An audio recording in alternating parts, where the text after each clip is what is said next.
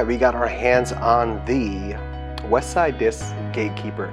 This is the 2019 entrance into the Trilogy Challenge from Westside Discs. As you can see from the numbers there, this is a speed 4, glide of 5, turn of 0, fade of 2. First of all, I just want to thank Bobby Brown for getting this disc out to us. We really appreciate the support from Bobby Brown and Dynamic Discs and giving us a chance to review this disc. As you can see from the bottom here, it has a bit of a blunt nose to it, which probably lends to that speed 4. This VIP plastic feels very good. It's a flat top, not really much of a pop top there at all. The bottom feels very smooth. If there is a bead, it's maybe a micro bead at best. Doesn't look like anything that's going to be too intrusive or get in the way of some clean releases. Very easy to establish a power grip on this. Feels similar to an EMAC Truth or Verdict or Warrant, that type of lineup. Fan grip is also very easy to do for this type of approach disc. The give on it feels good. There's a little bit of a give to the top here, which lets you kind of dig your thumb in and feel comfortable like you're going to be able to establish a good grip. So let's take it onto the field and see what it does. All right, the Gatekeeper in the field. This was my first throw with it, and I just thought, wow. I mean, this is a dead straight, slightly hyzer shot, right in the middle of the field, never in question as to what that disc was going to do. So then you start to experiment with the angles and see how it's going to hold over on antes. This was just a subtle and hyzer throw with a good amount of height, and you can see it just works over to the right very slowly. And at the end, that 0-2 kicks in on the fade, and it just falls gently down to the ground. When you power these up a little bit, I'm a little bit skeptical about the 0-2, just because when you power them up, as you can see, that one has just a touch of flight to the right, and then just finishes softly. So it might be more like a -1 or something on the turn. On forehands, these are very easy to get up to flat from hyzer, and then they're going to give you a nice finish at the end.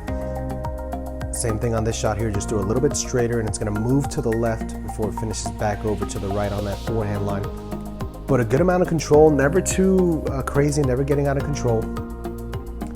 This shot is on a pure hyzer, just a high hyzer to see. It's going to come out of frame for a second there, but at the end it's going to come back in on that hyzer line. Held it the entire time, pushed forward with a good amount of hyzer on it. And again, just powering these shots up with a touch of ante. There's that subtle right hand turn. They really do remind me of an EMAC Truth in flight, maybe just a little bit shorter. I'm not too sure about that 5 glide, but I'll tell you what, if you want something that flies like an EMAC Truth and is a little bit shorter for approaches, this might be the way to go. If you've seen my reviews, you know that the first throws are going to be exploratory. This first one is on a full-on flat throw, a good release with the disc being deeper than my normal throwing putters or other low-speed mids. It goes out, then slowly turns and continues its flight to the right. This second throw is with a little hyzer, but still a full-on regular power throw. This time it flips up to flat and then gently hyzers out during the low-speed fade. Here is another hyzer flip, but here you can see that the Gatekeeper's desire to glide and then gently fall to the left. This is showing some predictability in these first flights here. Now, as my forehand game improves, so does my curiosity of disc handling different angles. With this throw, you can see it goes out on ante, and the Gatekeeper stability helps it finish flat from that angle. Let's put a roller down for good measure. With the recent gameplay, a larger shot selection has become necessary for me. This one goes out and does what you expect a roller to do. Nothing strange going on there.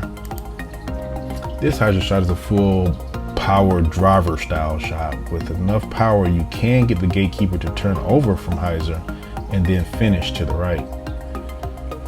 On this last throw, with measured power, you can get it to hold the hyzer for the full length of the flight and then finish.